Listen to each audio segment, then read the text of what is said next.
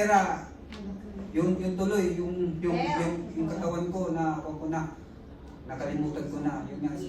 Ika nga, everything is super important until ma-realize na natin na yung body pala natin is very important also. Yes. Lahat na lang, importante, pera. Lahat ng pera, yung sa job, yun tuloy, nagkasakit. Kaya, nagpasalamat din kami dahil nakita namin itong Indra. Saka yung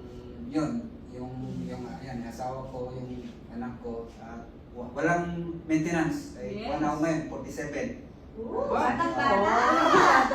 So happy din and grateful dahil walang maintenance kasi yung mga batchmate ko may kong kami group chat minsan, nawala na si kaya grateful ako dahil I'm still alive and healthy. Yes!